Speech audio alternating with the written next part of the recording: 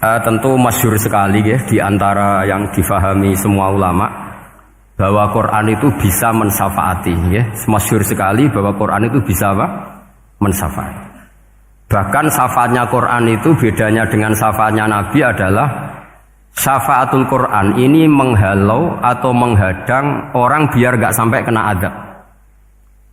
Tapi kalau syafaatnya selain Quran itu yang sudah kena azab diambil dari azab itu. Nah, dalu niki kula kepengin matur teng jenengan sedanten karena niki lami sekali saya kaji bahwa malaikat, nggih malaikat sinten mawon itu juga kena konstitusi aturan fikih. Jadi kalau kita sebagai manusia wajib menghormati orang hafal Quran, enggak boleh nyadui wong hafal Quran, enggak boleh ngidoni wong hafal Quran, maka malaikat juga kena aturan yang sama. Karena dia, malaikat ini termasuk makhluk yang mukallaf, makhluk yang kena tatanan Allah Subhanahu wa taala. Sehingga Rasulullah sallallahu alaihi wasallam dawuh, surat Tabarok disebut Al-Munjiyah, Al-Waqiyah. Surat yang bisa menyelamatkan yang hafal dari siksa kubur. Pokoknya singkat cerita, ada orang itu fasik, mungkin ya layak disiksa. Pas sampai disiksa malaikat, surat Tabarok muncul menjelma sebagai seseorang. Kalau kamu menyiksa orang ini berarti nyiksa saya. Terus kata malaikat, anti min kalamillah, ya rujuknya memang perempuan karena surah itu dari muannas karena ada taknya. Anti min kalamillah, kamu ini termasuk kalamullah. Wa ana akrahu musa'ataki, tentu aku enggak berani menyiksa kamu. Ya terus berdebat kata malaikat, ini orang enggak benar, ini orang fasik, saya harus mukuli dia.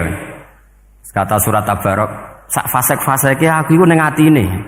Kena nyiksa dekne nyiksa aku. Wahnya debat karena enggak ada mahkamah konstitusi. Terus walhasil terus malaikat bilang gini, ya sudah kita lapor kepada Allah Subhanahu wa taala. Lapor, akhirnya surat Tabarok ini cerita ke Allah, ya Allah, ini orang setiap kali datang ke saya dari sekian surat-surat yang ada di Quran, orang ini milih saya. Yang dipelajari ya saya, yang dihafalkan juga saya. Ini kata surat Tabarok kepada Allah. Jika orang ini hafal saya tidak ngefek ke dia untuk tidak disiksa, maka mendingan saya tidak termasuk kitabika, saya tidak termasuk Quran saja. Wong jadi Quran ora iso nyafaati. Terus kata Allah, lho kowe kok emosi kata Allah. Ya harus emosi dong Gusti. Masa wis dadi Quran kok gak iso nyafaati sing apal. Terus kata Allah, wis pek aman. Makanya terus banyak orang ngapalkan surat Tabarok. Ya ini sekaligus ijazah nih. Untuk meradam kemarahan malaikat niku apal surat Tabarok. Syukur-syukur apal 114 surat. Oh niku malaikat sinten mawon pun kena ini. Cukup apal Tabarok. Sehingga adatnya orang-orang Jawa selain apal Yasin itu apal Tabarok. Nah saya itu lama sekali mempelajari bab ini. Ternyata di antara pokoknya itu satu, karena malaikat itu kena aturan fikih. Nggih imut nggih, malaikat itu juga kena aturan fikih. Jika orang hafal Quran itu haram disadui, kita haram menghinakan, maka malaikat juga kena aturan tidak boleh menghinakan orang yang hafal Quran. Dan alhamdulillah di banyak syurahul hadis, hafal Quran itu maknanya tidak harus hafal semuanya. Orang boleh hanya hafal Tabarok, boleh hanya hafal Waqiah. Itu kalau kamu hafal betul, surat ini juga bisa berdiri sendiri mensyafaati Anda. Kayak ini surat Tabarok, beliau matur kepada Allah Subhanahu wa taala. Redaksinya gini, inna fulanan amida ilayya min baini kitabika fata'allamani wa ta'alani. Jadi dari sekian surat yang ada di Quran, orang ini selalu milih saya ya Allah. Jadi gampangannya surat Tabarok, wong saya diprioritaskan orang ini kok saya dingin-dingin saja ketika mau jenengan siksa, ini enggak fair.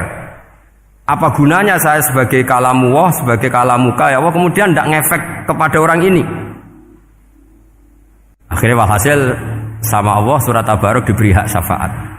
Makanya akhirnya semua ulama ijma yang bisa mensyafaati itu adalah satu Quran, dua Rasulullah Shallallahu Alaihi Wasallam, ketiga orang-orang soleh dan seterusnya. Tapi yang penting dari ngaji ini adalah bahwa malaikat itu kena konstitusi. Makanya saya punya ijazah untuk jenengan. Malaikat itu bisa diteror, sama tenang saja. Malaikat itu bisa diteror, bisa dibully. Masyhur itu di cerita Nurul Dhulam karangannya Senawawi. Sayyidina Ali yang mbahnya Habib Ali ini Sayyidina Ali bin Abi Thalib. Ya jadi Rasulullah kita tahu punya menantu yang top alim alama namanya Sayyidina Ali. Sayyidina Ali ku yang menuso. Jadi dia ku iseng kepengen roh Umar ku wedi. Mergo mangkel. Wong kok ning donya anggere wong tau disentak yo kepengen roh Umar disentak. Wong sak urip-uripe nyentak. Wong. Walhasil Sayyidina Ali ketika Umar wafat, beliau berdoa, ya Allah saya beri kasaf supaya ngerti Umar sing mletene ngono angger wong disentaki wani gak nyentak mungkar nakir. Mau itu tok tujuannya. Karena Sayyidina Ali itu orang yang luar biasa, walhasil dituruti oleh pangeran kasaf. Wasaf melihat mungkar nakir datang itu matanya kalkidril ghali kayak apa panci sing menganga. Seru. Umar baru bangun dari kubur. Sayyidina Ali sebenarnya ingin melihat kalahnya Umar sebetulnya, niatnya itu ingin melihat kalahnya Umar. Ternyata Umar tersinggung, langsung berdiri. Hei malaikat, kamu itu harus punya akhlak. Kamu tahu saya siapa? Saya ini temannya kekasihnya Allah. Yang diandalkan temannya, bukan dia. Jadi bolehlah neror malaikat itu boleh. Kamu tahu saya ini siapa? Saya ini temannya kekasihnya Tuhan, kekasihnya Allah. Ya ke sapa? Kancane Nabi Muhammad. Itu panik mungkar nakir. Panik terus matur Allah, ya Allah ini ada orang yang saya teror malah saya diteror. Siapa dia? Umar, temannya kekasihmu. Kata Allah, yo kowe iku yo sing di akhlak sithik, mosok ambek kancane Nabi gitu. Semenjak itu terus sopan, jawab mungkar nakir. Tapi Sayyidina Ali gagal ngelihat Umar kalah. Padahal cita-citanya kepengin Umar sekali-kali kalah. Jadi ada sekian cara untuk apa kalau dibahasakan untuk meredam malaikat.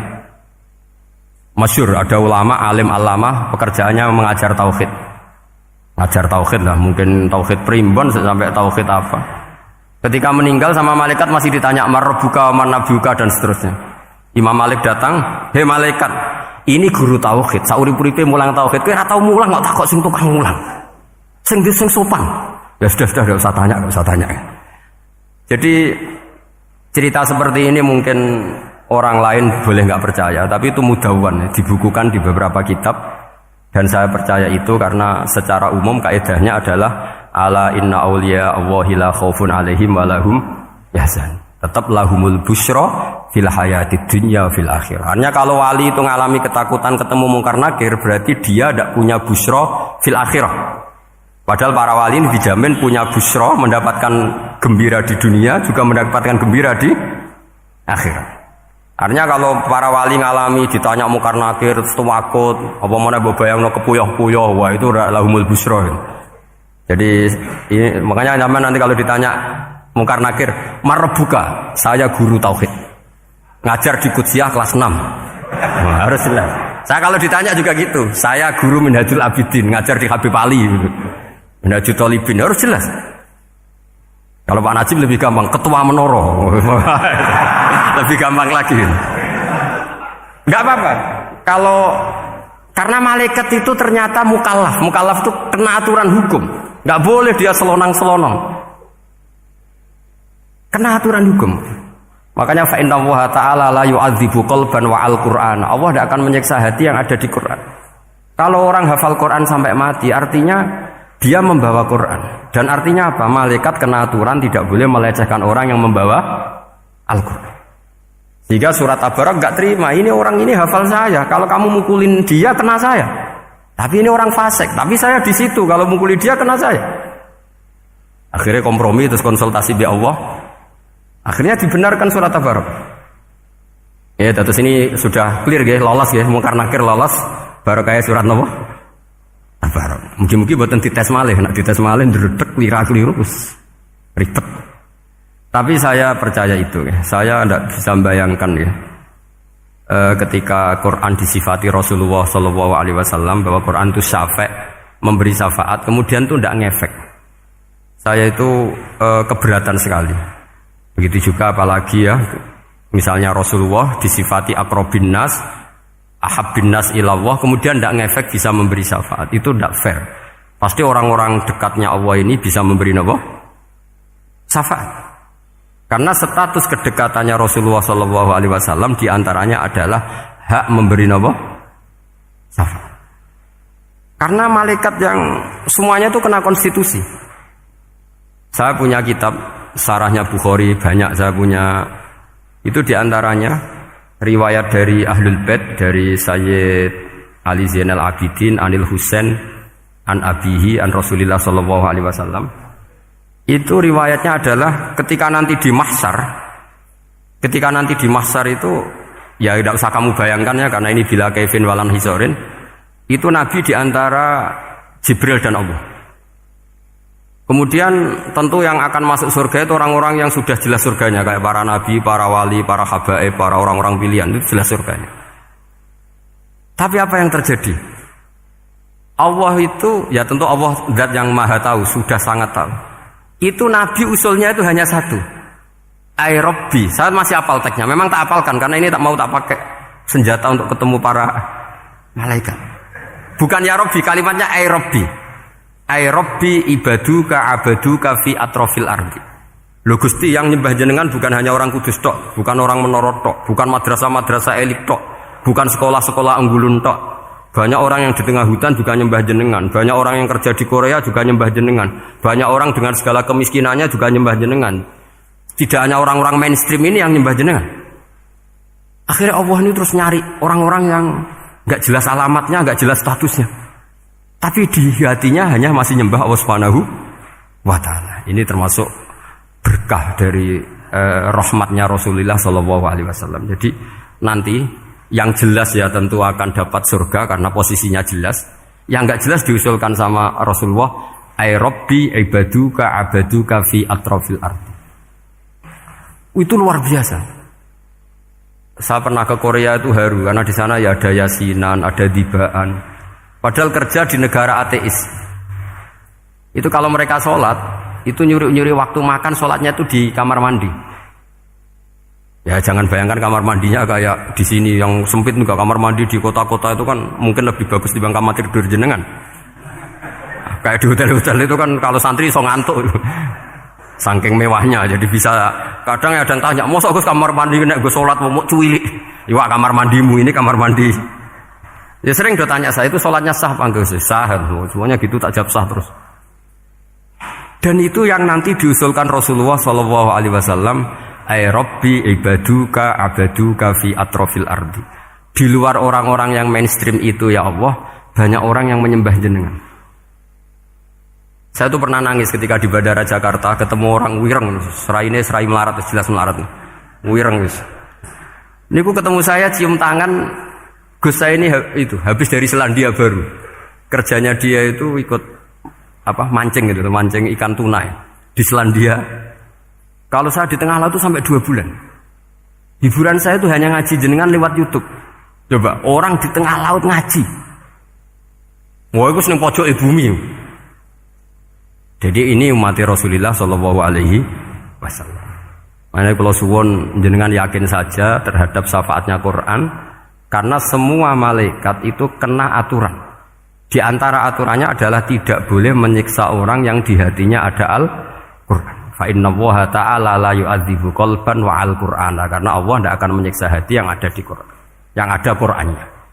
Sehingga memiliki jelas gini riwayat saking Ibnu Katsir, sebagai kula percaya, apalagi ini didhawuhkan Rasulullah sallallahu alaihi wasallam bahwa surat Tabarok adalah disebut munjiyah, penyelamat, juga disebut wakiyah, penjaga.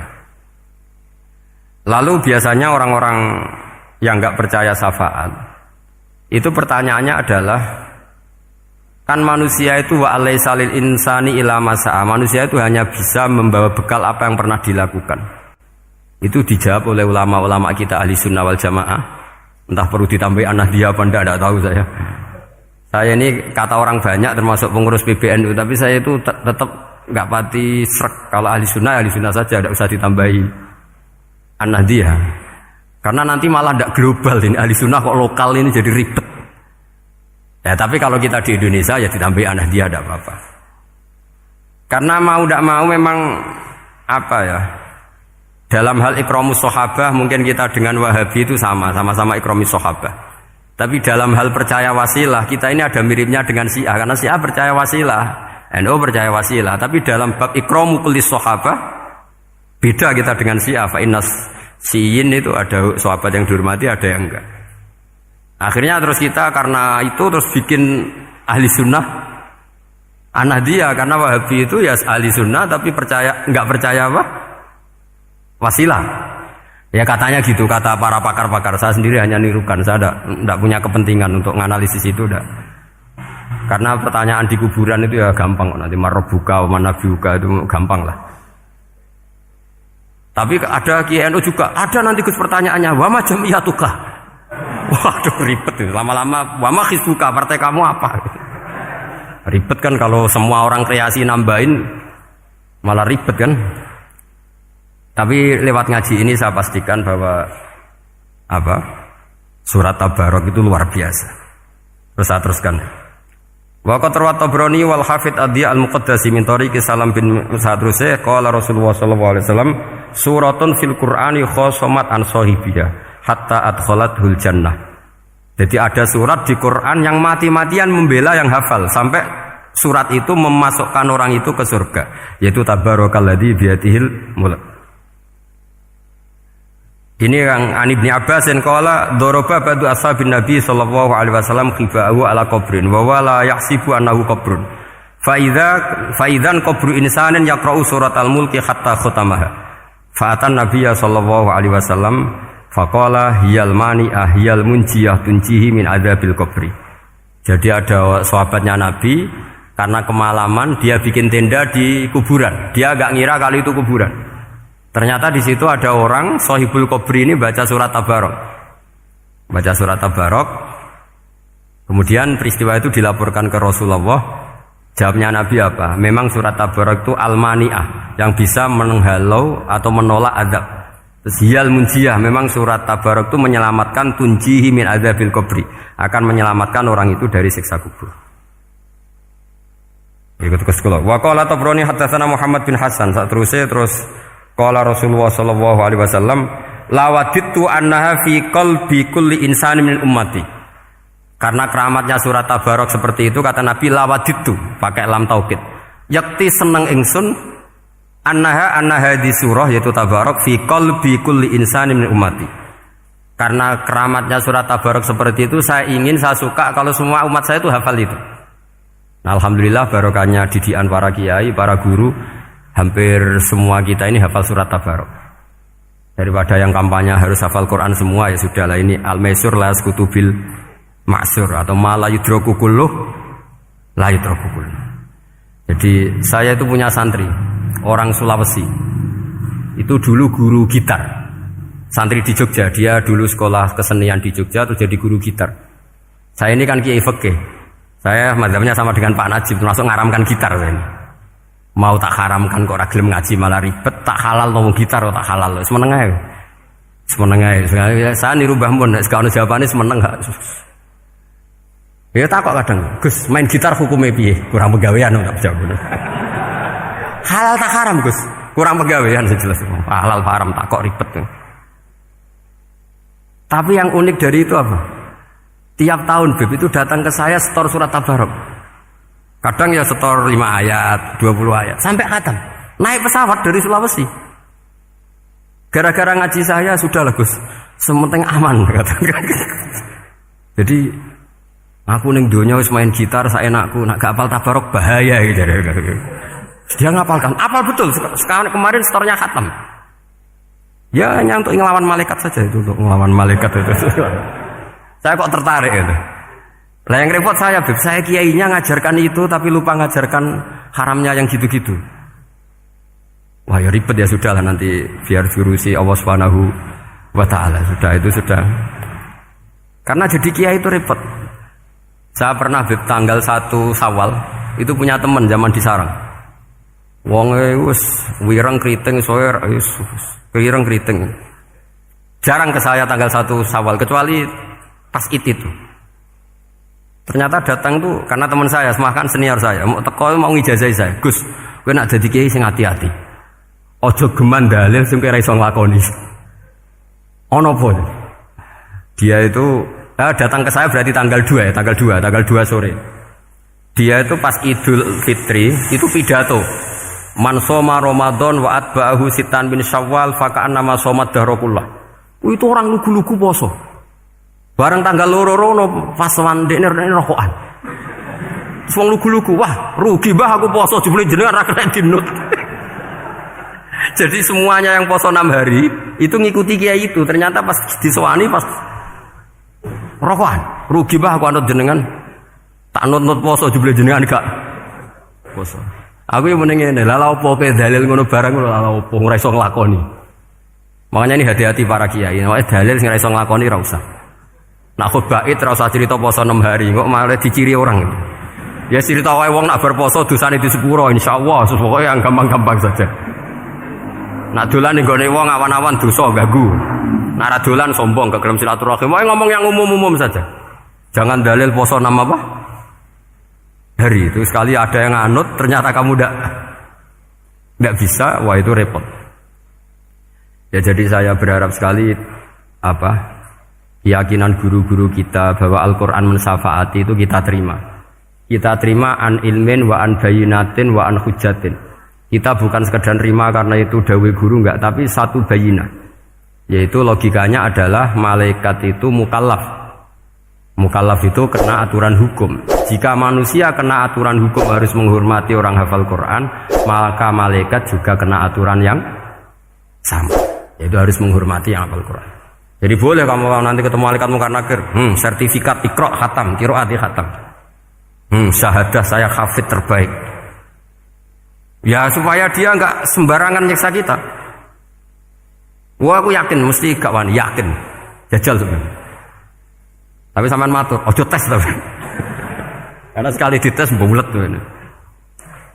Ya jadi ini jelas ya, dawuh Nabi ketika cerita keramatnya surat Tabarok, dawuh Nabi lawaditu annaha fi qalbi kulli insanin min ummati.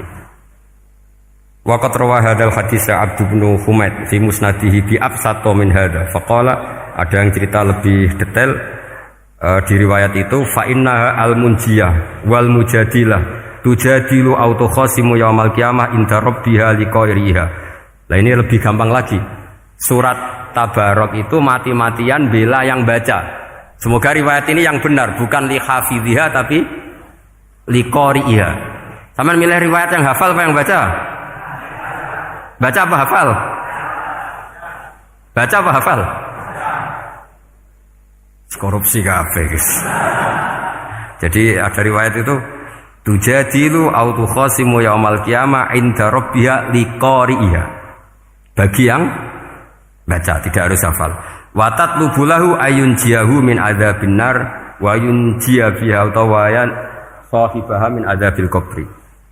Jadi surat ini akan mati-matian bela yang membaca. Tadi kan riwayatnya hafal, jadi saya terjemah hafal terus. Akhir-akhir kok ada diskon cukup baca ya, ini tak ganti karena ini demi jenengan tak cari riwayat paling gampang. Sebetulnya ini enggak etis, kayak ilmu pesanan. Ya tapi ya sudah, memang ada riwayat apa? Liqariha. Akhirnya Nabi ya lagi-lagi menutup dawe lawaditu annaha fi qalbi kulli insani min ummati. Saya suka lawaditu itu pakai lam li taukid itu. Lawaditu annaha fi qalbi kulli insani min ummati. Tapi saya suka sekali kalau itu ada di hati semua umatku. Artinya gini, dari sekian riwayat sebetulnya itu kuat riwayat yang hafal. Karena Nabi selalu menutup dengan ngendikan saya suka kalau itu ada di hati, selalu ada di hati. Itu artinya hafal apa baca? Yo menengah sampe pusat kandhani kok angel temen. Hafal apa baca? Lawaditu annaha fi qalbi kulli insani min ummati. Itu hafal apa baca? Hafal. Ya berarti hafal. Ini yang hafal Tabarok berapa? Semua ya? Hafal semua? Aman berarti, no? Jadi kulo niku gak ada kitab banyak tentang usul fikih. Sebenarnya kepentingan saya itu bukan masalah usul fikihnya, tapi kepentingan bahwa konstitusi ilmu, saya ulang lagi konstitusi ilmu yang difahami ulama ummati Rasulullah sallallahu alaihi wasallam itu ternyata fa innahu ta'ala bahabihim al malaikah. Allah itu bangga sekali dengan para malaikat. Makanya kamu harus ngaji usul fikih, ngaji apa saja. Karena malaikat itu tidak bisa mikir gak jenengan, yang bisa mikir itu jenengan. Sehingga ketika presentasi cara bahasa sekarang, termasuk keramatnya Imam Amudi, itu ada cerita ini ada di Nailul Ma'mul kalangannya Syekh Mahfud At-Turmusi.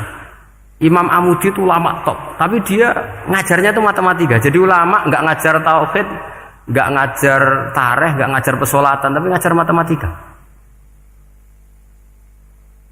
Akhirnya, tapi di hatinya ini, makanya ulama itu punya sirri bisirri asrorihim al-fatihah itu ya di sini. Di hatinya itu menurut dia, ilmu paling efektif untuk menjelaskan logika tauhid itu ya matematika. Singkat cerita, ketika ketemu para malaikat, ngendikannya Allah, ya Amudi, kenapa kamu sering belajar matematika? Li tauhidika ya Rabbi, supaya saya mentauhidkan engkau. Ajari para malaikat. Jadi malaikat dipanggil semua sama Allah. Hei waya malaikat, hei para malaikatku, dengarkan kajian Imam Amudi. Dengarin semua. Dia nerangkan di bor hanya sedikit. Nisbatus naini wa arba'atin wa khamsin sampai terus ilal wahid, semuanya nisbatul far'i ilal asli. Wes aku gawe angka cek 1 juta cek 1 miliar tetep awalnya iku siji. Mbok donya jumlahe cek alam galaksi cek planet wes santek. Tetep asal usule siji. Kabeh iku pengembangan nisbatul far'i ilal asli. Liyane zat sing wahid iku kabeh far'un, cabang mintil kal wahdah. Malaikat manduk-manduk kabeh iya, kabeh iku kok Allah. Jadi angka sebanyak apapun itu ya nisbatul far'i ilal asli. Jadi 2 ya enggak asli, yang asli 1. 5 ya sama, 1 miliar ya sama, 1 triliun semua. Berapapun jumlahnya bilangan, semuanya adalah far'un minal wahid. Terus kata Allah, oh iki lho ulama aku pinter tenan nerangno tauhid. Nah malaikat kan monoton. Pokoknya wiridan sudah gitu dok. Akhirnya, padahal malaikat ini pernah nggak terima ketika ulama itu masuk surga duluan, karena kan wiridan ini lama malaikat. Tapi ternyata apa? Kata Allah, kowe wiridan terus wajar gak di nafsu. Manusa tak kei nafsu jek eling aku. Akal terbaiknya dipakai untuk saya kata Allah, yaitu untuk litauhidi, untuk mentauhidkan saya. Itu Imam siapa? Amudi. Jadi dia. Terus saya punya kitab, pernah ngaji sama Mbah Mun, namanya kitab Al-Husunul Hamidiyah. Itu ada ulama, itu ahli gambar. Gambar ya gambar. Kitab itu bergambar. Ya kadang gambar wet, kadang gambar wedhus, kitab itu gambar. Tapi wong keramat. Dua kitab itu kitab gambar tapi hawane hawa tauhid. Nah sampean kan enggak ngarang kitab primbon. Donga mahabbah. Lah ndekne dhewe Joko tuwa kok ngijazahi mahabbah. Lucu kan. Ana kiai fakir jal ijazah jal berizki yo ngijazahi udah ndekne dhewe. Oke, lha sing repot meneh. Wong ndekne dhewe ra cerdas ngijazahi ilmu laduni.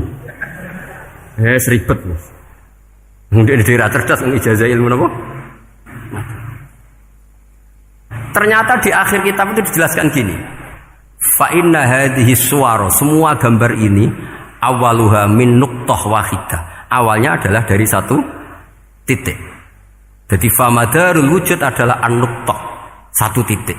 Nuqtatul wujud yaitu Allah Subhanahu wa taala. Mbok kowe gambar seruwet apapun. Wis aku gambar benang paling ruwet sing ra iso diurai. Awalnya 1 titik apa 2 titik? 1 titik. Makanya masyhur dalam dawuh para ulama, Quran dikumpulkan di surat Fatihah. Surat Fatihah dikumpulkan di bismillah. Bismillah dikumpulkan di titiknya ba. Nah titik ba ini disebut bi kana makana wa bi yakunu mayakun. Karena lewat titik bi ini, karena saya yang ada menjadi ada, dan karena saya yang mau ada akan menjadi ada. Makanya semuanya itu kembali ke 1 titik, nuqtatul wujud. Kayak apa ulama dulu? Jadi model bismillah itu gak main-main kan. Bismillah itu eling bae. Ba ini nuqtatil wujud, bahwa kita benar-benar bertauhid. Mbok kayak apa buletnya gambar, mbok kayak apa ruwetnya, tetap dimulai dari 1 titik. Mbok kayak apa jumlah angka-angka itu, dimulai angka 1. Nah, Sampean saya harapkan nanti kalau ketemu Allah itu Allah bangga dengan sampean kon mulang tauhid ning malaikat. Orang ning TPQ kon mulang malaikat. Itu cita-cita terbesar saya, kepengen mulang malaikat. Mulang sampean wis bosen yakin wis aku pengen keren mulang. Maksudnya aja malaikat kok Jibril, Mikail itu malaikat elit. Sing awam-awam lho sing mboten. Kalau malaikat ini papan atas niku pun alim banget. Saya kenapa ngomong demikian? Saya ini punya tafsir namanya tafsir Al-Qurtubi. Itu Imam Qurtubi termasuk tak anggap mufassir hebat. Beliau ketika ngendikan wa idz qala rabbuka lil malaikati, saat terus walhasil malaikat itu terus protes ataj'alu fiha may yufsidu fiha wa yasfikud dima. Itu kan ada pertanyaan di tafsir itu. Bagaimana mungkin malaikat itu protes kepada Allah padahal malaikat itu terkenal loyal sama Allah, nggak pernah intervensi, nggak pernah gugat. Kenapa ini kok ada cerita malaikat kok gugat ataj'alu? Jadi Imam Qurtubi, hum awamul malaikah, itu awamnya malaikat, bukan yang kayak Jibril, Mikail. Itu malaikat-malaikat yang nggak ada namanya, awam. Jadi jangan bayangkan yang protes itu kayak malaikat Jibril. Jadi harus dibedakan. Nah saya ya tentu kalau ngajar malaikat ya milih yang ini, yang nggak jelas namanya ini sudah. Kalau Jibril ya nggak mungkin diulang, tuh sing nggawa wahyu. Apa alam Quran itu sepiro? Aku sing nggawa Quran ribet kan malah. Lah Israel mbok ulang tersinggung dipeletok lah sepuntas malah ribet. Mikael mbok ulang tersinggung kira di donasi bagian duit dan bagian rezeki ribet. Ya semulang malaikat sing awam. Saya itu termasuk hilang iskal saya, janggal saya karena tafsir Qurtubi. Dulu saya itu iskal. Mau malaikat kok ngevaluasi kebijakan Allah itu artinya kan gini. Ya Allah, engkau mengangkat Adam sebagai khalifah. Padahal potensi Adam itu adalah ifsad. Ya, ataj'alu fiha may yufsidu fiha wa yasfikud dima. Kata malaikat, wa nahnu nusabbihu bihamdika nuqaddis lak. Itu kan paradok, kalimat yang paradok. Paradoknya begini, ya Allah tolong evaluasi engkau ngangkat Adam sebagai khalifah. Potensi Adam adalah merusak bumi. Wa nahnu nusabbihu bihamdik, kita ini selalu mensucikan engkau. Loh itu kan paradok. Kalau mereka mensucikan Allah, artinya mensucikan juga min ihtimalil khata'. Mensucikan bahwa Allah itu tidak mungkin salah. Lah ini bilang mensucikan kok. Saya mensucikan engkau Gusti, tapi kok dalam hal ini kok kayak jenengan itu salah gitu. Wong karwan Adam kok mbok angkat. Makanya Allah duka. Wong kowe ku jare maca tasbih kok ngevaluasi. Ya kan maknanya mentasbihkan Allah apa? Mensucikan dari semua kesalahan, kekurangan. Ini bilang baca tasbih kok nganggep Allah itu perlu dievaluasi kebijakannya. Tolong pikir ulang Gusti. Mungkin jenengan kurang detail kan kayak gitu. Akhirnya Allah tersinggung. Masyhur itu di tafsir-tafsir. Meskipun tafsir itu sebagian Israiliyat, dan keterusan itu rodok Israiliyat, tapi cara kula rodok setuju Israiliyat sing rodok-rodok gitu. Itu kan masyhur itu. Akhirnya lah apa alasannya Adam kok salah? Bani Adam tentu akhirnya Adam ini kemudian berganti ke Bani Adam. Dan itu jadi perdebatan ahli tafsir. Apakah dhamir itu harus kembali ke asal? Apa boleh ke pengembangannya?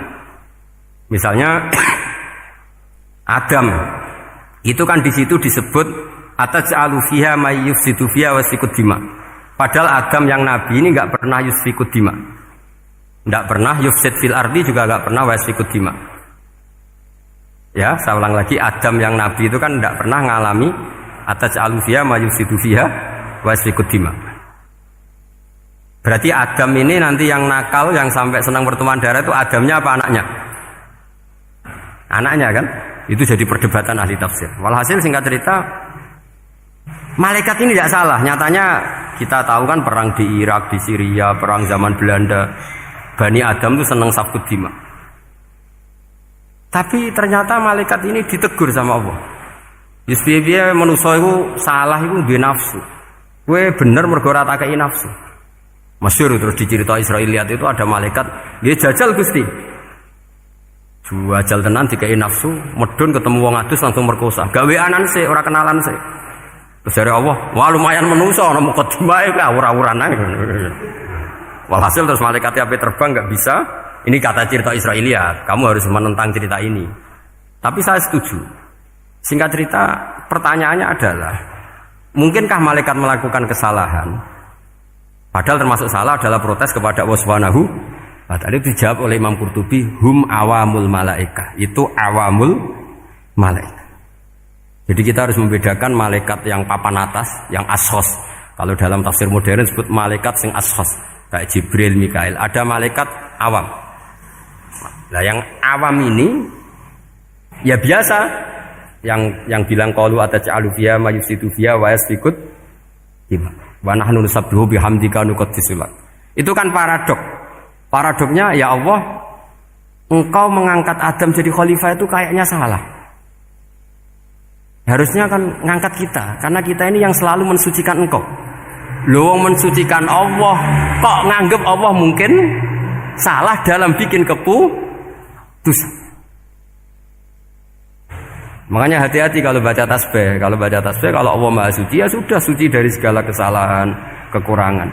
Jika wiridannya Rasulullah yang diajarkan kita, subhanallah bihamdi adada khalqi wa ridha nafsi wa zinata arsy midada kalimati. Jangan subhanallah pakai versi kamu. Allah Maha Suci. Ternyata kamu punya khayalan tentang Allah.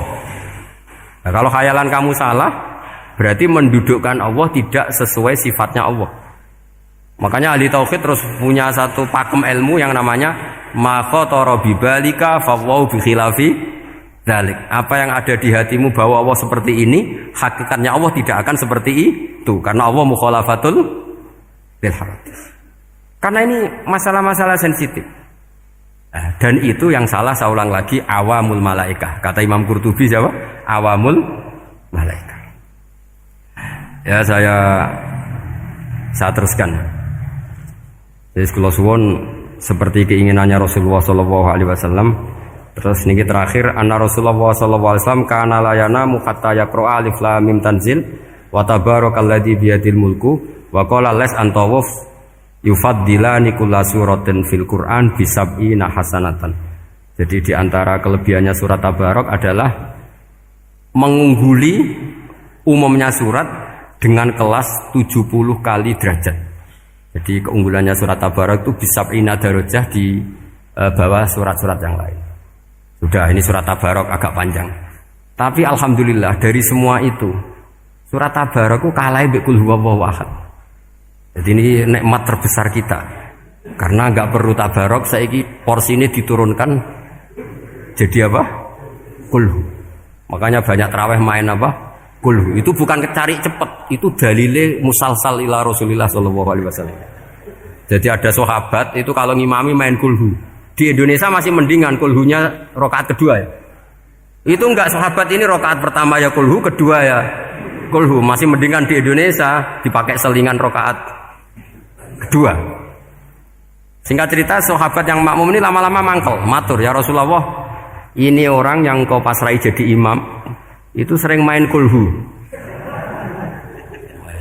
Akhirnya Nabi memanggil, ya fulan, kenapa kamu suka baca kulhu? Li'annaha sifatur rahman, karena dalam surat kulhu itu semuanya menerangkan sifatnya Allah Ta'ala. Maka saya suka itu. Nabi saat itu juga dapat wahyu, ya Muhammad, kasih tahu orang itu, inni uhibbu, saya suka dia karena dia suka kulhu.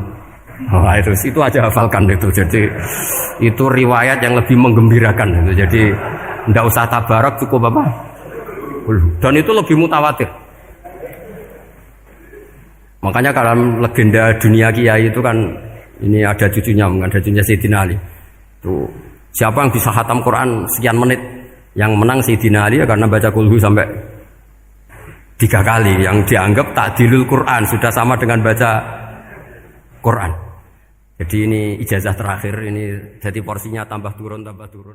Subhanallah wa bihamdihi adada khalqihi wa ridha nafsihi wa zinata arsyihi wa adada kalimatihi. Subhanallah wa bihamdihi adada khalqihi wa ridha nafsihi wa zinata arsyihi wa adada kalimatihi. Subhanallah wa bihamdihi adada khalqihi wa ridha nafsihi wa zinata arsyihi wa adada kalimatihi.